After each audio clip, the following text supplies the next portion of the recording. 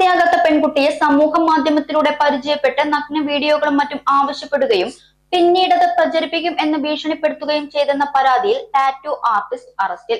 കൊല്ലം പുന്നല പിറവന്തൂർ കരവൂർ ഷൺമുഖവിലാസത്തിൽ ബി വിപിനെയാണ് Palakkad town south police എറണാകുളത്തു നിന്ന് അറസ്റ്റ് ചെയ്തത്.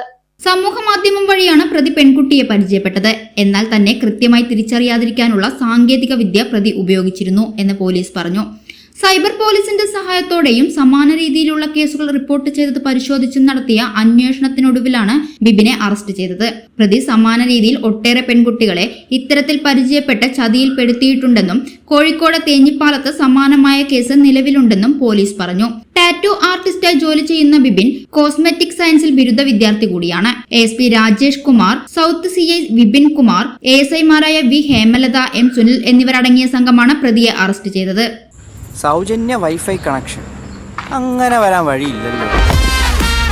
ഫ്രീ മോഡം ഇൻസ്റ്റലേഷൻ ചുമ്മാ. സത്യാടോ, എന്റെ വീട്ടിൽ ഈ കണക്ഷനാ. തന്നെയും വിശ്വാസമില്ല. അല്ല കേരള വിഷൻ. കേരള വിഷനിലേക്ക് സ്വാഗതം. ഇപ്പോൾ വൈഫൈ കണക്ഷൻ എടുക്കാം ഫ്രീ ആയി.